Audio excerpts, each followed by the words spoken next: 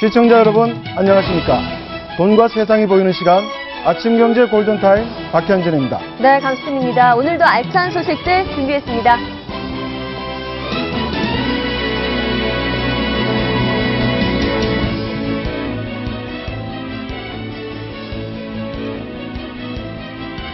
네, 오늘의 골든타임입니다. 택배를 보관하고 있으니 찾아가라고 전화를 걸어 가게 주인을 밖으로 유인한 뒤에 빈 상가를 털어온 절도범이 붙잡혔습니다.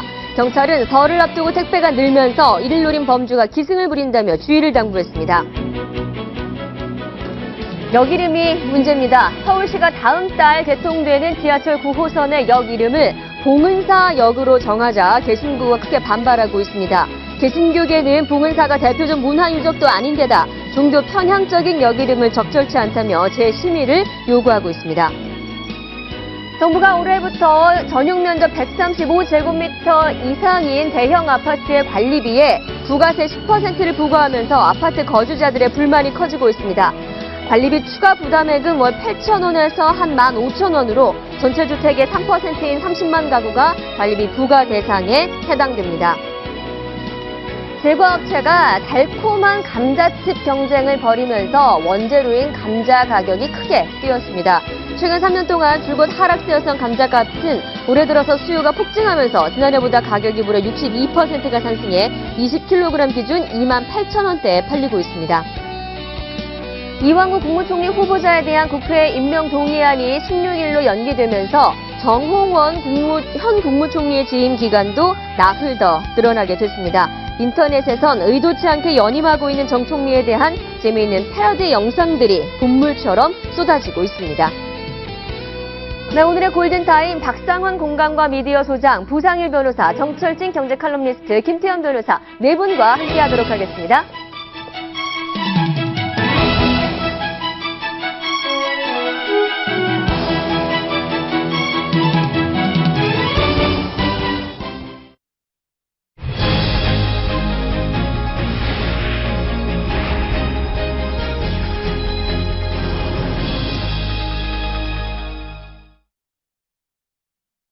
네, 첫 번째 주제 먼저 보시겠습니다.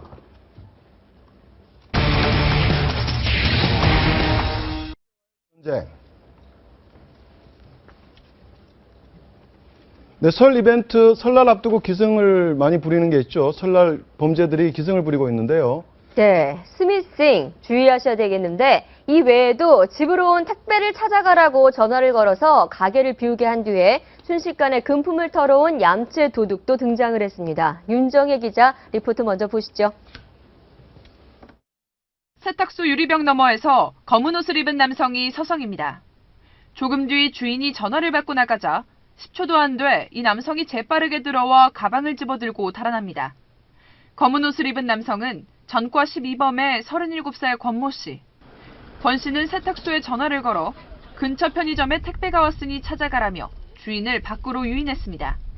그 사이 빈 가게에 들어가 금품을 훔치다 경찰에 붙잡혔습니다. 옆에 편의점이다. 점주님이 지금 택배가 왔으니까 와서 받아가시라. 원래 화장실만 가도 문을 잠그고 가거든요.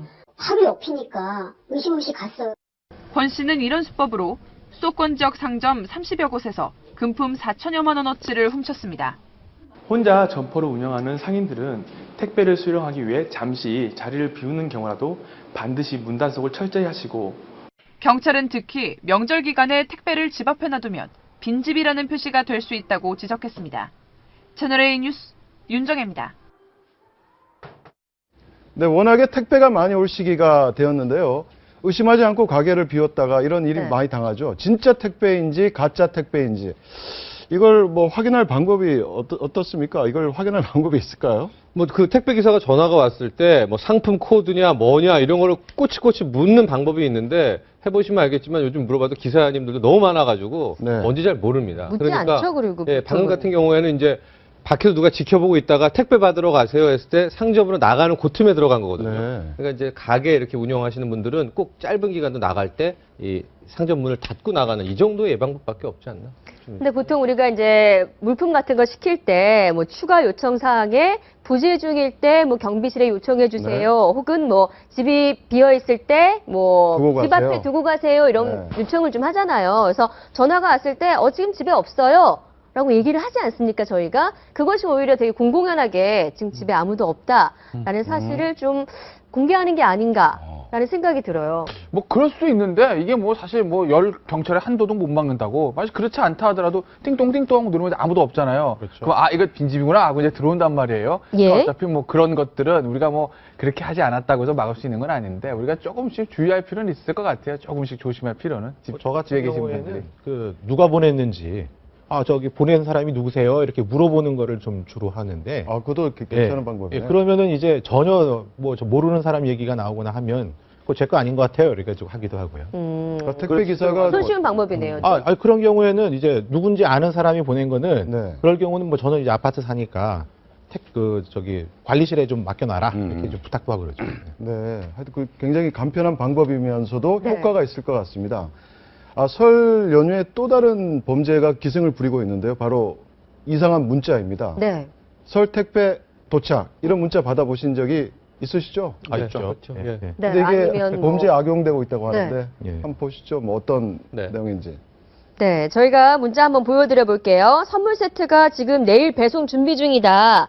주소지 입력해달라. 그리고 새해 인사도 있습니다. 설날에 찾아뵈야 되는데 인사 영상으로나마 드린다. 이거 보세요. 라고 지금 문자가 오는 건데 택배가 오는 것도 그렇고 설날 인사도 그렇고 있을 수 있는 일이잖아요. 그렇습니다. 근데 이제 한 가지 확인할 게 앞서서 이제 택배 관련 오프라인 사고라면은 이제 택배 관련 온라인 범죄인데요. 네. 지난주 말이었었죠. 택배사들, 거기 3사 택배사들이 이제 관련한 얘기를 하면서 택배 네. 관련 문자가 갈 수 있으나 관련해서 어떤 URL 주소를 넣지 않는다. URL. 그게 뭐냐면 저기 보시면 인터넷 주소 알겠지만 말씀하시는 인터넷 거죠? 주소 나가죠. 네. 예. 그러니까 뭐 배달합니다. 몇 시까지 갑니다. 이런 문자는 있지만 그 뒤에 나오는 문자는 자기네들 문자가 절대 아니다라는 걸 공표를 했거든요. 예. 아. URL 주소를 누르는 순간 사고가 거기서부터 악성 앱이 깔리고 그 앱이 깔리면서부터 그다음 뭐 은행권 이런 게 이제 가짜 사이트들이 만들어지는 거거든요. 실제 이거 당해본 적 있으신가요? 저는 없습니다.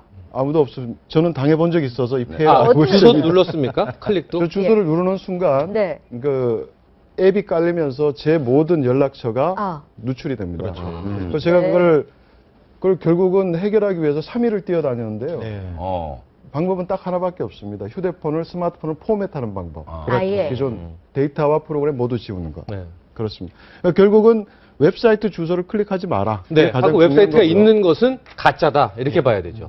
그리고 뭐 한국인터넷진흥원이나 또는 여러 곳에서 저런 이제 스미싱을 방지하는 앱을 무료로 배포하고 있는 게 네. 많고요.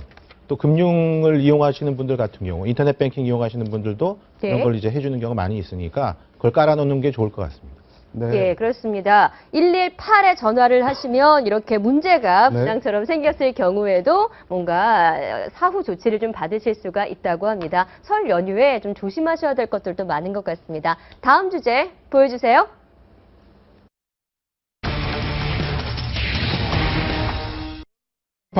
어떤 한판일까요? 설 연휴 여행 계획하신 네. 분들이라면 이곳을 꼭 들러가실 텐데요. 면세점 얘기 한번 해보겠습니다. 네. 인천국제공항 면세점 사업자가 어제 발표되었죠. 네. 곧 또 시내 면세점 사업자 발표도 네. 기다리고 있고요. 네. 왜 이렇게 경쟁이 치열한 겁니까? 작년에 면세점 매출 한 얼마나 됐을 것 같습니까? 연간.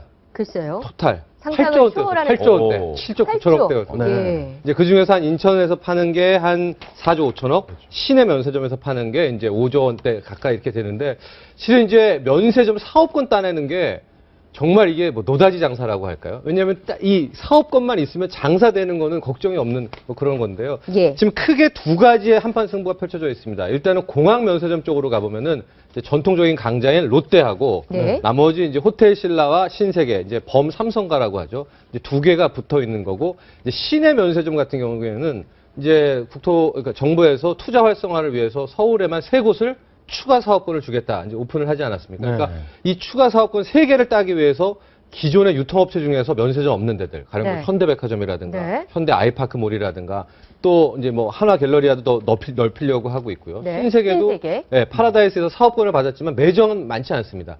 그러니까 이쪽이 양쪽이 다 지금 치열하게 붙고 있는 그런 네. 전쟁 네. 아닌 전쟁입니다. 현대백화점과 신세계는 지금 새로 들어간 건데 롯데와 기존의 신라 이번에 싸움에서는 롯데가 이겼다. 네. 이런 얘기가 있는데 어떤 얘기입니까? 그 8개 공항에 가보시면 권역이라고 약간 복잡한데 8개를 이제 쪼개가지고 입찰을 해줍니다. 네. 그러면 이제 입찰 붙은 데들이 더 많이 가지려고 하는데 지금 나오고 8개, 있네요. 예, 그렇죠. 8개 권역 중에서 이번에 어제 발표된 거에 따르면 이제 롯데 측이 4개의 구역을 갖고 갑니다. 8구역 아. 있죠, 5구역 있죠, 1구역, 3구역. 예. 4곳을 선점을 하면서 웃었다 이런 거고 호텔 신라가 이제 나머지 3구역을 갖게 되고요. 그 다음에 이제 한 곳을 신세계가 이제 갖게 됐는데 어쨌든 범삼성가로 보면은 이제 4대 4가 되지 않습니까? 그렇죠. 그래가지고 네. 이제 뭐 호텔 신라와 신세계 연합군이 롯데에 좀 맞설 수 있지 않을까 이런 얘기들이 이제 분석들이 나오고 있습니다. 롯데가 승자의 저주가 될 것이라는 얘기들도 있어요. 워낙 너무 세게- 많이 썼다는 거죠. 그러니까 오버베팅을 한 게 아닌가라는 아. 얘기 있는데 왜냐하면 총 입찰가 자체가 저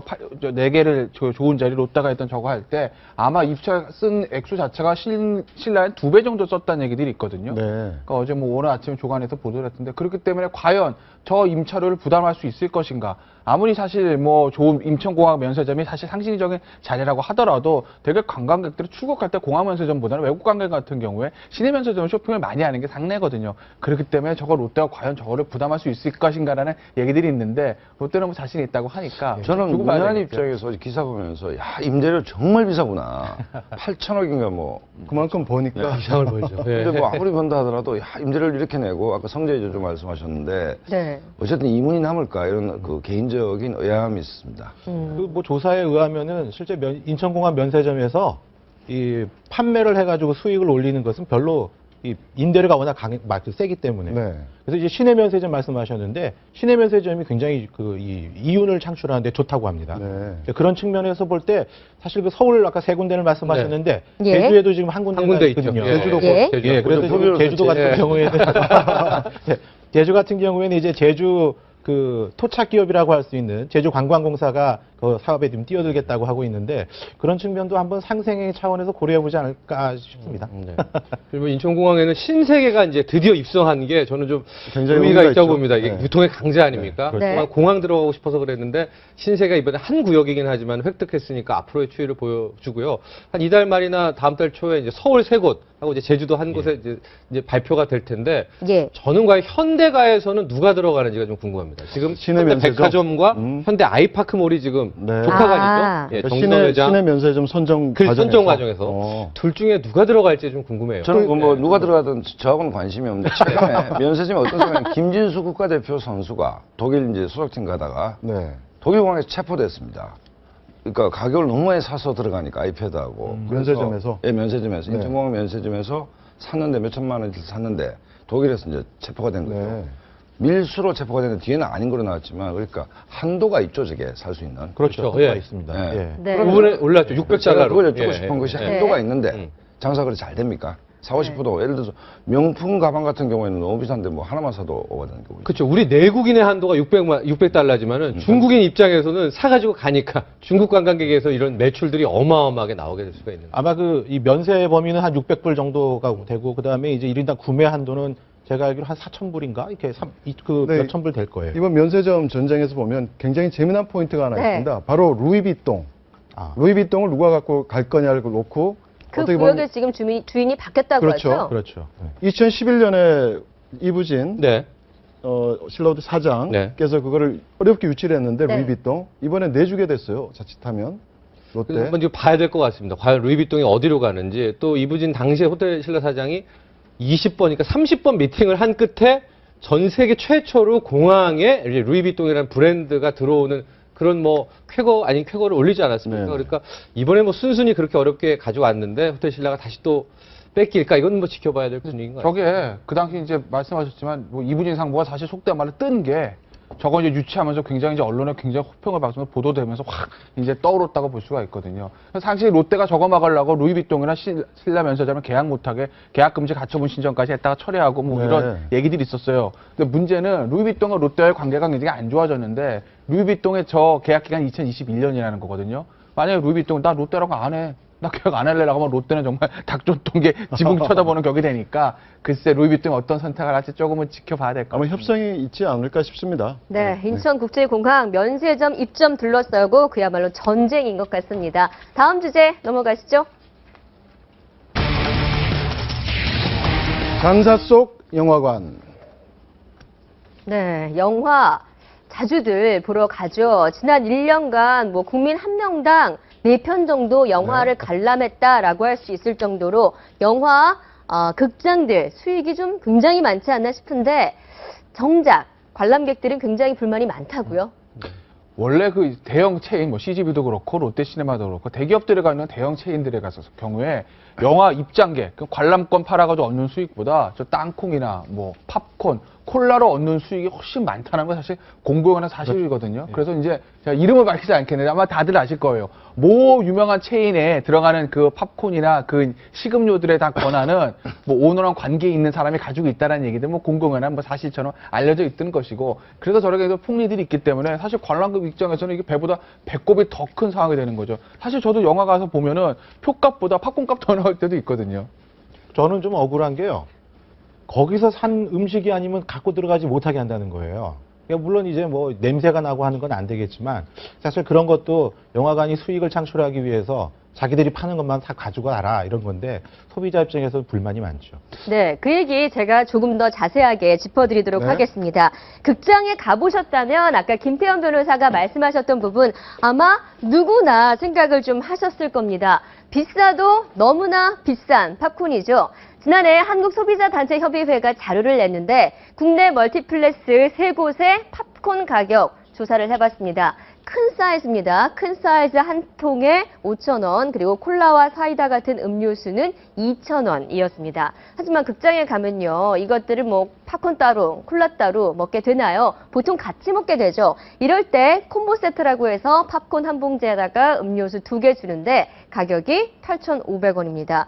오늘 요즘 서울 시내에서 식당에 가서 밥 한 끼 먹으러 들어가면 한 5, 6천 원 내지 않습니까? 먹어도 배가 찼는지 안 찼는지 모를 이 팝콘 한 봉지에 콜라와 함께해서 8,500원. 확실히 좀 비싸다는 느낌입니다. 원가 생각하면 더 배가 아픕니다. 팝콘의 원가 613원, 음료수 원가 600원. 소비자들은 무려 8.2배. 그리고 3.3배나 돈을 더 주고 이 팝콘과 음료수를 사 먹고 있는 셈입니다. 이러다 보니까 극장이 팝콘으로 벌어들이는 수입은 아주 짭짤합니다. 2013년도 기준으로 모 영화관의 매출이 한 7,700억 원 정도였는데 이 가운데 매점 매출이 1,300억 원이었다고 합니다. 매점 수익이 전체의 한 18%, 거의 5분의 1을 차지하고 있는 거죠. 이 정도면 너무 남는 장사 아닙니까? 정철진 평론가님. 너무 남는 장사고요. 이게 그것 건해서 거의 분기마다 한 번씩 고발당합니다. 이번에도 시민단체가 거의 3개월마다 한 번씩 고발하고 예. 개인적으로 또 뭐 사법연수원생이 고발하고 하는데 항상 나오는 장점이 한 3-4가지 정도 되는데 이제 첫 번째가 팝콘. 이게 거의 5,000원짜리를 판매하면서 원가가 613원이라는 얘기 아닙니까? 또 공정위에서도 늘 과징금 때리고 뭐 50억씩 내고 하는데 안 고칩니다. 왜냐면은 그 과징금 내더라도 팝콘 팔아서 남는 수익이 더 크기 때문에 안 고쳐지는 거고요. 네. 지금 또 하나 쟁점이 크게 부각되고 있는 게 강제 광고라고 해서 우리가 3시 영화 시작한다라고 하면 실제 영화는 한 3시 20분에 시작합니다. 10분 넘게. 10분 넘게 광고를 하면서 광고 틀어주는 부당 수익을 또 극장에 챙긴다는 그런 부분이 있고요. 또 하나 또 쟁점이 지금 3D 영화관 같은 경우에 티켓 가격에 대한 이제 부풀리는 이건 아마 지금도 이렇게 수사가 들어갈 것 같은데 예. 3D 영화는 이제 4D랑 달리 극장 측면에서 어떤 부담이 없거든요. 네. 그러니까 똑같이 브라운관에서 틀어주는 겁니다. 저도 의아했었는데 왜 3D 영화에서 3D 티켓 가격이 더 비쌌나? 지금 극장 측 해명이 나왔는데 3D 안경 있지 않습니까? 네. 3,000원인가? 예, 그렇죠? 그게 티켓 가격에 포함되어 포함되어 있다는 있다고. 거예요. 근데 여기서 문제는 뭐냐면 엄밀히 말하면 그 3D 안경을 우리가 가져가도 되는 거예요. 네. 우리 겁니다. 그 티켓 지불한 사람들 거. 근데 그걸 또 회수하지 않습니까? 네. 저도 아이랑 같이 갈 때 이거 막 가져가지 마라 이렇게 하고 있는데 실은 그 티켓 가격에 저 3D 안경도 포함되어 있는데 과연 이거를 이 극장 관람객한테 알리지 않고선 그렇게 마음대로 부여해도 되나? 뭐이 정도 3가지 쟁점으로 아마 네, 소송이 정 붙을 것 같아요. 칼럼니스트께서 지적을 하셨는데 예. 사법연수원생이 소송을 냈어요. 어떤 내용인지 그러니까 10분 동안 그렇죠. 기다리는 좀 전에 게 말씀하셨던 그 10분 동안 기다리는 거. 야, 내가 이걸 왜 봐야 된다. 영화 보러 누가 광고 보러 왔어? 나 손해야라고 이제 손해배상. 광고 보니까 너무 한 많이 30만 원 들지 않습니까? 정도 요구했다라고 하는데. 얼마를 요구했다고요? 30만 원이요. 30만 원? 네, 뭐 300만 원 아닌 게 다행이죠. 제가 봤을 때는 뭐 그 사법연수원의 생의 그 심정은 이해는 가나. 제가 아니, 근데 이분은 거예요. 격하게 저는 공감을 한 게 제가 네. 성격이 굉장히 급합니다. 성격이 급한데 영화관 시간 맞춰서 딱 갔는데 영화가 7시 시작해야 되는데 시작 안 합니다. 7시 10분, 15분. 네. 그 기다리는 시간이 정말 그 짜증 나거든요. 그러니까 이 연수원생도 아마 저같이 성격이 좀 다혈질에 급한 사람 아닌가 싶은데. 근데 이 소송을 하면 예. 네. 어떻게 이 소송 대상은 됩니까? 가능은 하죠. 그러니까 예를 들어 이런 겁니다. 저 같은 경우에 그 집에서 그 비디오, 그러니까 VOD 시스템, 그렇게 해서 그걸 볼 때 결제를 했는데 앞에 광고가 한 편이 나와요. 예. 무료로 볼 때는 2편이나 3편이 나옵니다. 그렇죠. 예. 그거는 무슨 뜻이냐면 그 프로그램을 보기 위해서 지불하는 돈에는 광고 수익 부분은 빼고 나머지 부분을 지불한다의 이런 의무가 있을 수 있는데 영화관에서의 거의 뭐 강제로 광고를 봐야 되는 이거는 아마 영화표 원가에 반영이 안 됐을 거예요. 네. 그러면 영화표를 돈을 재미난 한 얘기죠. 사람은 네. 그거를 내가 속았다라고 할 수 있고 그 속았다는 거 결국 사기를 당했다는 것이니까 불법행위와 손해배상 청구를 할 수 있죠. 네. 근데 미국 같은 경우 이런 경우 집단 소송도 하거든요, 사실. 별 큰 이슈가 아닌데도 집단 소송을 하는데 어떻습니까? 이거 집단 소송 가능성. 거리가 되나요? 뭐 우리나라에서 집단 소송은 아직 제도적으로 정착이 안 돼 있기 어렵고, 때문에 네. 결국 뭐 많은 사람들이 뭐 당사자가 여러 명이 돼서 하는 그런 소송이 될 수 있을 거라 생각합니다. 네, 극장 측에서는 관람객들이 한 10분 정도 늦게 오니까 그래서 우리가 광고를 튼다라고 얘기를 하는데 고칠 생각이 그렇게 있는 것 같지는 않습니다. 전혀 없습니다. 예. 예. 다음 주제 보여주세요. 봉은사역, 코엑스역 이름을 갖고 전쟁이 벌어졌습니다. 그런데 이 지하철역 이름을 놓고 서로 종교 간의 갈등이 벌어졌는데 네. 아주 양상이 재밌어요. 어떻게 보십니까? 이게 종교 저는 갈등으로 이 문제를 좀 심각하게 보는 것이 그러니까 우리 IS 얘기하지 않습니까? 무슬림과 기독교가 그러니까 종교 전쟁이 되면 이건 답이 없습니다. 왜냐하면 종교는 극단적 신념의 문제이기 때문에 쌍방 죽고 죽이는 일이 되는데 대한민국 사회가 갈등이 뭐 정치적 갈등이 있지만 종교 간의 관용이 있는 나라였지 않습니까? 다른 나라에 비교한다면 그런데 이제 역 하나를 놓고 이제 뭐 기독교계가 저도 분명히 좀 커밍아웃 하면서 교회 다니는 사람인데. 그렇습니까? 아니, 근데 이 문제는 뭐 우리 기독교 총연맹이 잘못하고 있는 것 같아. 왜냐하면 굳이 지금 이제 개신교가 욕을 많이 먹는데 종교 이름을 가지고 굳이 이렇게까지 이 공론화 시킬 필요가 있냐 이 문제와 그 다음에 저 동네 같으면 우리가 뭐 봉원사 근처에서 보자고 흔히 얘기를 하는 것이고 봉원사가 제가 알기에는 1000년 이상 된 사찰이거든요. 1200년 네. 됐다고 하네요. 그렇다고 본다면 뭐 기독교의 문제 제기하는 심정을 이해 못하는 바는 아니나 뭐 이런 정도를 가지고 이렇게 심하게 할 문제냐 저는 이 문제에서는 명백히 지금 이 방송을 보는 분들은 과연 무슨 일인지 궁금하실 텐데요. 간단히 어떤 내용을 갖고 지금 이렇게 사건이 벌어졌는지 네, 한번 좀 정리를 해주시겠습니까? 일단 지하철 9호선역이 다음 달 28일 날, 그러니까 3월 28일 날 개통이 됩니다. 다 지내지 않지만 일단 5개 역, 봉은사역을 포함한 5개 역이 오픈이 되는데 실은 명칭이 봉은사역으로 이제 확정이 됐고 이제 그냥 가면 됩니다. 그랬는데 이제 기독교 총연합회를 비롯하는 개신교 측에서 왜 그 5개 역 중에서 하나를 봉은사역으로 했느냐. 저 위치는 정확히 말하면 코엑스 쪽이니까 코엑스 역으로 해야 되는 게 옳지 않나라면서 이제 계속 네. 서울시 민원을 넣게 된 거고요. 그러자 이제 봉은사 측과 이제 조계종 측에서는 아까 말한 그런 얘기입니다. 봉은사가 있었던 것은 1200년이고 예. 코엑스가 생긴 것은 이제 30년인데 어떻게 봉은사 역으로 하는 게 맞지 않느냐. 특히 또한 원래 이 설계 당시와 이미 다 행정적으로 끝난 네. 얘기 아니냐. 근데 왜 저걸 되돌려서 코엑스 역으로 바뀌려고 하느냐. 이러면서 봉은사 역으로 해야 되냐, 코엑스 역으로 해야 되냐 이런 논란이 있는 겁니다. 네. 이게 봉합될 가능성이 있습니까? 어떻습니까? 아유, 없죠. 뭐 기독교에서는 계속 얘기를 할 거고 서울시 입장은 뭐 단호합니다. 아니 지금 얘기 다 끝난 거는 뭐 이걸 지금 와서 바꾸자 그러면 이거 어떻게 하냐는 얘기죠. 왜냐하면 저런 걸 하나 들어주게 되면 이게 단순히 종교 문제가 아니라 역 이름 만들었는데 뭐 학교 관련된 그런 것도 많잖아요. 바꿔주게 되면 행정 못합니다. 네. 그러니까 서울시 입장에서는 이미 다 얘기 끝난 거라는 거고 글쎄 저는 뭐 개신교 총연합에서 왜 그러시는지 제가 이해가 안 가는 것이 종교의 기본적인 어떤 신념 가장 중요한 기능은 갈등을 해소하는 것이거든요. 근데 이제 어떤 기독교 입장에서 야, 왜 봉은사 이름이 들어가냐라는 거에서 만약에 저런 것들을 결국 나오게 되면 저거 어떻게 보면 종교가 갈등을 치유시키는 게 아니라 갈등을 증폭시키고 갈등을 유발하는 건데 네. 과연 종교의 기본 가치가 뭔지 우리 한번 기독교 연합회에서 한번 생각해 볼 필요가 있는 것 같고 정말 순수한 아까 박상우 수장님과 같은 순수한 기독교 신자들이 저걸 문제 삼을까? 야, 저게 봉은사 여기기 때문에 우리나라가 저 불교 국가일 거야. 저거는 불교 편향적이라 정말 생각할까? 오히려 그 기독교 단체 연합회 총 그 위에 수뇌부들만 저러고 생각하는 것이 아닐까? 저는 하는 그런 의심도 들어요. 저는 네. 좀 심하게 얘기하면 참 이분들 기독교 지도자분들 할 일이 없구나. 뭐 여러 가지 문제 해결할 기독교 내부에도 많은데 굳이 네. 뭐 영 문제를 가지고 이 문제를 이렇게 갈등을 증폭시키는 것이 기독교가 뭡니까? 사랑 아닙니까? 불교는 자비고. 네. 뭐 그렇다고 본다면 정말 쓸데없는데 에너지를 쏟고 있다. 근데 지금 이렇게 문제 제기를 한 이유는 이런 이전에 여기나 지명이 도로명이나 바뀐 사례가 있어서 그런 거 아닌가요? 그렇죠. 예, 맞습니다. 근데 네. 사실 뭐 그런 측면에서 우리 한국 기독교가 뭐 비교적 뭐 다른 나라에 비해서 오래되지 않았다 하더라도 굉장히 좀 오래된 편이잖아요. 100년이 넘었으니까. 그런 측면에서 기독교를 상징하는 도로명 이런 것들이 이제 몇 개 있을 필요는 있다고 생각합니다. 네, 바뀐 그런- 사례는 바로 그 석촌 호수 도로명에서 지금 집값 떨어진다고 해서 석촌 호수로라고 하려고 했다가 잠실로로 바뀐 경우가 있지 않습니까? 그래서 마지막으로 이제 3월 28일 전에 이게 봉은사역에서 코엑스역으로 바뀔 수 있는 방법은 딱 하나입니다. 그 근처에 주민들이 거의 한 60% 이상 동의를 해가지고 탄원서를 내고 그러는 건데 제가 저쪽 동네 좀 아는데 막 주민들이 나서서 다시 지금 막 부랴부랴 탄원서 내고 그럴 분위기는 아닌 것 같거든요. 예. 그런 방법은 있겠네 있다는 거. 그럴 가능성은 남아있군요. 삼성동이 금사라기 땅인데 어쨌든 네. 거기 전부 뭐 오피스 빌딩이나 호텔 있는 것보다 사찰이 하나 있는 것도 저는 나쁘지 않다고 생각합니다. 네. 여기들 보기에도. 네. 봉은사역, 코엑스역. 서울시는 현재로서는 봉은사역명을 바꿀 계획이 없다라고 밝히고 있습니다. 다른 소식으로 좀 넘어가 보도록 하죠. 잠시 쉬어가는 시간 손재원 아나운서의 돈이 보이는 비법입니다. 돈 버는 비법이었나요? 네. 대출을 받은 서민들에게 있어서 이 대출 이자율 항상 가게 살림에 좀 부담을 주고 있는데요.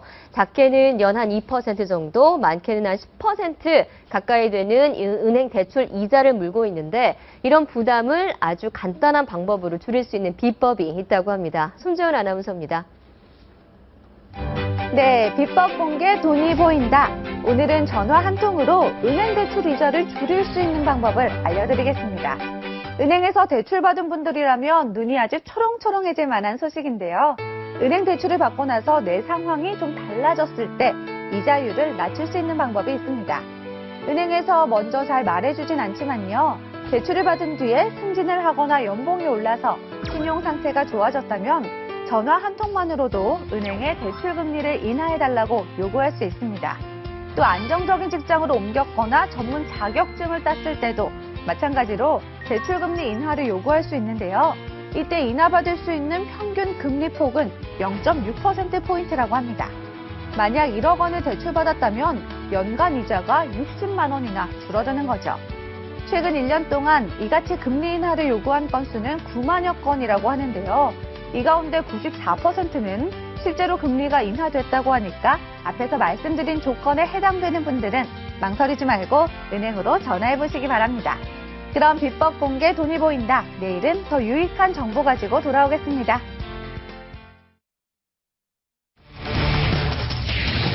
또 나을 더.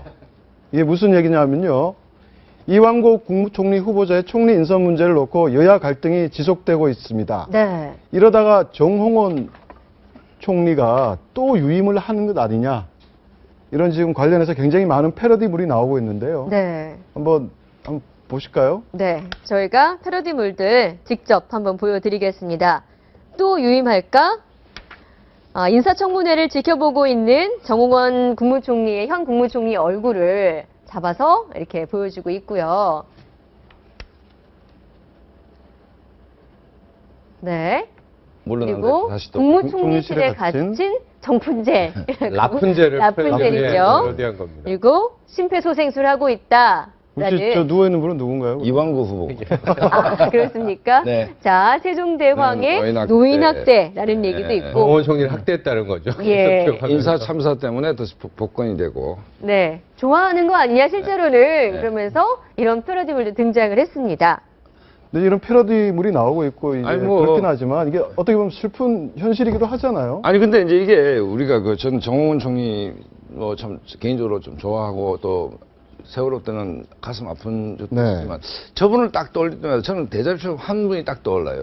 북한의 권력서열 1위가 누군지 아십니까? 김정은이 아니고 김영남 그 상인민위원장 계시는데 네. 이분 정말 가늘고 길게 가시잖아요. 정말 3대에 걸쳐서 길게 가시는데 그 우리 이제 국회나 이래 있으면 얘기하는 게 정치 뭐 국회의원도 어떻게 하면 되느냐 이러면 운칠기삼이 아니고 운칠복삼이라 그럽니다. 운 70%에 복이 30%라는데 어쨌든 관운은 좀 타고나야 된다고 본다면 우리 정홍원 총리의 관운은 정말 좀 타고난 관운이다. 뭐 이렇게. 네, 관운을 타고났다. 좀 안 됐다는 느낌도 들어요. 왜냐하면 어떤 자리에 0이 서야 되는 것이거든요.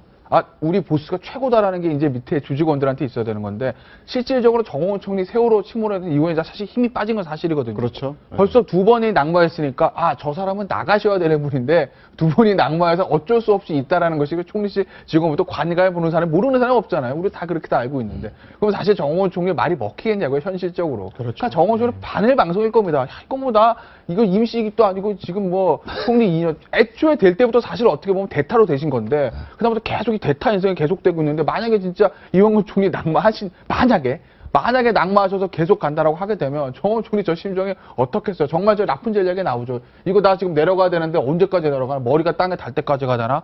그럼 대통령 임기 마칠 때까지 내가 이 자리에 있어야 되나라는 어떤 그런 생각 안 드시겠어요? 어떻게 보면 좀 안 됐고 빨리 이완구 총리가 좀 통과가 돼서 정홍원 총리도 그냥 이제 좀 편하게 쉬실 수 있게 그런 상황을. 요즘에 젊은이들 사이에서 유행하는 말이 웃프다라고 하는 말이 있지 않습니까? 웃음 웃기면, 예, 웃긴데 슬프다라는 얘기가 바로 좀 이럴 때 사용하는 말이지 않을까 싶은데요. 정홍원 총리 지금 굉장히 뭐 지난 세월호 이후에 지금 사표 낸 지 10개월째 지나고 있는데 역대 총리들 재임 기간이 어땠습니까? 들쭉날쭉하죠. 뭐 잠시 있다가 나간 사람들도 있고 그다음에 총리라면 우리나라 총리의 상징은 JP입니다. JP인데 JP가 DJP 연합으로 또 총리가 되셨죠. 그래서 그 지난번 방송에도 말씀드렸는데 정치와 전혀 무관한 제 선배가 같이 이제 식사를 하는데 저보고 묻더라고요.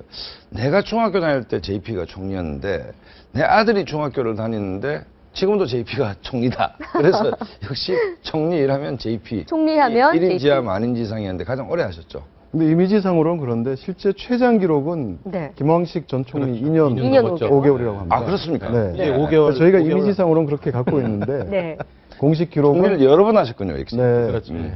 그 이제 정 총리가 5개월만 더 있으면 이 기록을 깰 수가 있다는 거 아닙니까? 근데 이완구 대통령 어떻게 될지는 모르겠지만은 저 개인적으로 이번에 또 만약에 불상사가 일어난다면은 이제 정홍원 총리 사표 같은 거 다 반려하고 완전히 책임 총리로 가는 것이 옳다. 왜냐면 이제 앞서 패러디물 중에서 총리의 블랙홀이라고 있지 않습니까? 그게 이제 사랑의 블랙홀이라는 영화를 이 패러디한 건데 예. 그 영화는 똑같은 날이 이제 계속되면서 이 주인공이 연애에 있어서 예. 달인이 되는 겁니다. 왜냐면 똑같은 패턴이 이어지니까. 그러니까 아침에 일어나면 또 어제 똑같은 날이 또 반복되는 똑같은 여자 경우가 만나고 그래서 있잖아요. 완전히 그 예. 사랑의 이제 그 신이 되는데 마찬가지로 이제 정홍원 총리도 이번에 또 불상사가 생기면은 이제 완전 책임 총리를 밀어주면은 총리 역할은 너무나 잘할 거 아닙니까? 이제 몇 차례 했으니까. 그렇게 되면 예. 대통령하고 역대 총리가 임기를 함께하는 5년. 5년 단임 총리가. 아, 그건 너무나 과한 얘기 같고요. 네, 이런 가운데 정청래 새정치민주연합 최고위원이 네. 또 히틀러 발언에 이어서 또 SNS를 통해서 이번 정홍원 총리를 좀 비꼬는 내용을 썼는데 한번 예, 보시죠. 아까 박상원 소장께서도 관훈 얘기하셨는데 정청래 의원도 비슷한 얘기를 하네요. 억세게 관훈이 좋으시다. 다 물리치고 그렇게 그만두고 싶어도 뜻을 못 이루고 있다라고 이야기를. 근데 이제 저 얘기를 뭐 할 수 있는데 정청래 의원이 지금 이제 뭐 어제 아래 이제 최고 지도부가 됐는데 제가 분명히 하고 싶은 게 SNS로 흥한 자 SNS로 망한다. 지나치게 좀 가벼운 것 같고 예. 어쨌든 그 책임 있는 정치인이고 야당 지도부가 저렇게 총리를 이렇게 좀 약간 그 희화화하는 얘기는 좀 아무래도 보기가 좀 민망하죠. 근데 저 글에는 분명하게 좀 이번에 낙마를 시키고 싶다는 의지가 담겨 있는 거 아닙니까? 관운을 타고 나면. 뭐 그런 것도 있어 보이네요. 그래도 어떻게 보세요? 지금 이제 어제 연기됐죠? 예, 연기됐죠. 연기됐는데 어제는 제가 보기에는 그 국회의장실 새누리당 야당이 각자 얻을 것을 다 얻었다. 그러니까 아주 뭐 절묘하니까 트라이앵글 삼각지점에 골든 트라이앵글을 딱 맞췄다라고 보고 16일 통과되는 건 무난할 거로 봅니다. 야당도 뭐 할 만큼 했으니까. 그리고 어제 이제 일부 여론조사를 보면 재밌는 장면이 나오는 게 이제 어제 리얼미터 조사가 나왔는데 갑자기 충청 지역에서 야당 지지도가 지금 급락하고 있습니다. 네. 그렇기 때문에 그게 상당히 뭐 야당도 부담을 가질 수밖에 없기 때문에 우리 그 정홍원 총리께서 기록을 경신할 가능성은 좀 낮다. 이렇게 봐야 될 것 같습니다. 여야가 어떤 득실을 얻은 겁니까? 이번에 연기하는 합의를 하면서. 아니 지금 만약에 이제 새누리당은 뭐 진짜 절체절명이죠. 만약에 또 한번 총리 인사 참사가 난다라고 하면 요즘 말로 멘붕이라고 합니까? 청와대든 당이든 뭐 친박 비박할 것이 멘붕에 빠질 것이고 야당은 야당대로 어느 정도 이제 뭐 충분히 정치적 상처를 냈기 때문에 더 밀고 가다가는 정말 역풍이 지금 실제로 일어나고 있고 어떤 장면이 지금 청문회 첫날에 진선미 의원이 굉장히 각광을 받았습니다. 그런데 두 번째 날 충청 향후에 회장되시는 분하고 격돌했다가 본전도 못 찾는 그만큼 충청 여론이 민감한 것이죠 지금. 네. 그렇다고 보면 역대 총선 대선에서 충청을 이기지 못하고 이긴 적이 없습니다. 네. 캐스팅 보드를 진 지역인데 충청 여론을 생각 안 할 수도 없고 그다음에 문재인 대표가 어제 그저께 대표가 됐는데 지나치게 강공 드라이브를 걸다가 되치기를 당했을 경우에 초반부터 리더십이 치명적으로 손상당할 수도 있지 않습니까? 그렇게 보기 때문에 야당도 뭐 좀 할리우드 액션이죠. 최선을 다해서 반대했다 정도만 하고 아마 끝을 낼 가능성이 크고 어제는 사실 정의호 의장의 좀 정의호 의장이 이제 이걸 그 의사봉을 질 명분을 또 얻었다는 의미에서 뭐 각자가 다 이문을 적당히 좀 챙기는 뭐 그런 결과일 거예요. 네, 정홍원 총리가 쌓던 짐을 풀 수 있을지 모르겠지만 이 이완구 국무총리 후보자에 대한 임명 동의안이 국회를 통과하고 나게 되면 이 대통령 비서실장 등을 포함한 인적 쇄신이 이루어질 것이다라는 얘기 어제부터 나왔습니다. 하마평에 오르고 있는 인물들 거론되고 있는데 한번 보실까요? 네, 현정택 정책조정수석, 김관진 국가안보실장 거론되고 있고요. 지금 저 중에 뭐 여러 분 나오고 있는데 어떻습니까? 어제 갑자기 이제 주중대사가 교체된다. 그렇죠. 이제 권영세 카드가 급부상을 했습니다. 그렇죠. 비서실장이냐 통일부 장관이냐인데 전 전자일 가능성이 높다. 비서실장. 왜냐하면 지금 어찌됐든 당청이 똘똘 뭉쳐야 되는데 다시 한번 이제 이른바 김기춘 실장의 시즌2의 이미지가 주어진다면 아무래도 쇄신 동력이 약하겠죠. 그렇기 때문에 아무리 여의도 출신, 그 다음에 김호성 대표나 유승민 대표 호흡을 맞출 수 있는 그 권영세 조정대사일 가능성이 좀 상당히 좀 높다라고 봅니다. 재계에서도 상당히 후임 청와대 비서실장에 대한 관심이 아주 높더라고요.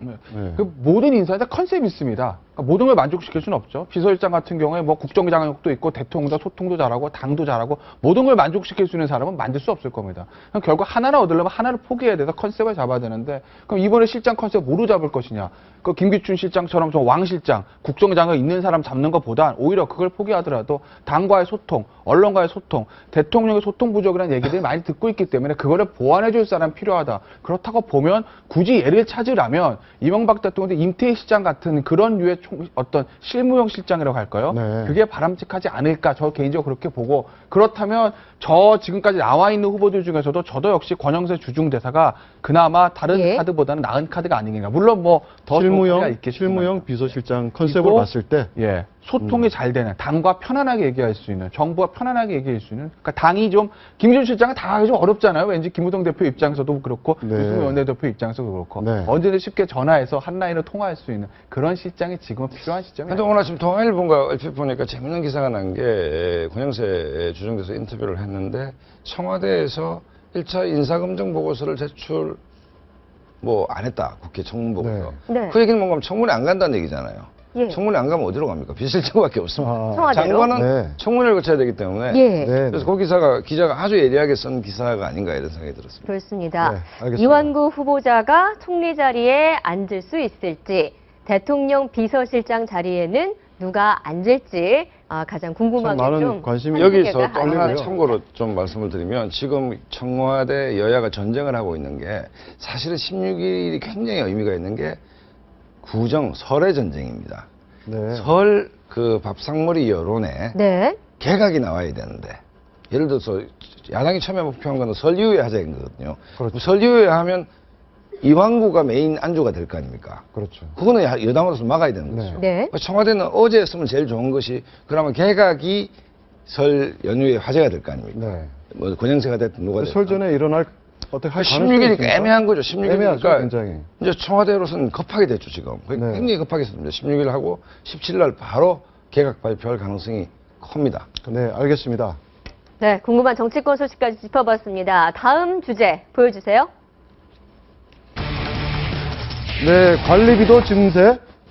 요즘 증세 얘기가 많습니다. 네, 아파트 관리비 지금 말하는 건데요. 네. 관리비 얼마나들 내고 계십니까? 좀 많다고 생각하시나요? 적다고 생각하시나요? 뭐 많다고는 생각하죠. 아마 대부분 뭐 저도 주부지만 관리비 낼 때 되면 좀 많지 않나 과하다라는 느낌을 좀 받는데 지금 정부가 135제곱미터죠. 평형으로 따지면 몇 편 정도인지 모르겠는데 여기에 부가가치세 관리비를 좀 부과한다고요. 네, 그래서 올해 1월부터 만에 하나 우리 패널분들 중에서 관리비가 좀 더 나온 것 같아라고 하시는 분은 이제 평형수를 하면 58평형 이상은 이제 대신에 58평형이군요. 대형 아파트 40평형 이상. 예, 40평형 이상이라고 40평형? 생각을 하시면 될 것 40평 이상이면 정확히 좀 해주셔야 될 건데. 애매하십니까 약간? 그리고 될 것 같아요. 저게 뭐냐면은요, 그 관리비에 전체 부가세가 붙는다 이런 게 아니고요. 그동안에 이제 일벌제라고 해서 관리비 내 여러 가지 항목 중에서 뭐 청소비라든가 또 이제 보안 관련한 이런 서비스를 같은 항목들이 네. 있지 않습니까? 네. 근데 요즘에 그동안에 원칙적으로 하면 이 서비스 이용분에 대해서는 10% 부가세를 내야 됐었는데 여러 가지 편의를 위해서 이거를 이제 일몰 형식으로 안 받고 있었던 겁니다. 네. 근데 그게 작년 말로 끝나서 이 대형 평수에는 이 항목 중에 이 뭐 청소 용역 관련한 용역 서비스 부분에 이제 10%가 추가로 올해부터 붙게 네. 된 겁니다. 대형 평형에. 그래서 금액으로 따지면은 한 8,000원 정도? 뭐 10,000원 이하라고 하게 되는데 이 팩트와 함께 지금 또 다른 반론은 왜 이걸 평형수로 끊느냐. 네. 지방에 가면은 큰 평형이지만은 예. 가격은 서울보다 싼 싼 아파트 아파트가 가격은. 있으니까 네. 이거를 공시지 공시 가격으로 끊어야 되는 거 아니냐. 뭐 이런 두 가지 이제 좀 반론이 일리 나오고 있는 말인 것 같아요. 네, 지금 말씀하셨는데 같은 아파트 단지 내에서도 네. 30평형대가 있고 40평형대가 그렇죠. 있고 50평형대가 있는데 이 단지 내에서도 지금 서로 주민들 간에 갈등이 있답니다. 왜 우리만 내느냐? 똑같이 우리 바로 서비스인데. 옆 동에서는 관리비 안 내는데 이건 서비스는 불공평한 거 똑같은데. 아니냐? 서비스는 똑같이 받는데 이런 지적도 있어요. 거기서 더 나가서 이런 얘기들도 하고 있는 것 같아요. 단지 내에서 대형평, 중평, 소형 다 있잖아요. 대형평 사람들은 야 이거 우리 위탁하지만 우리가 그냥 할게.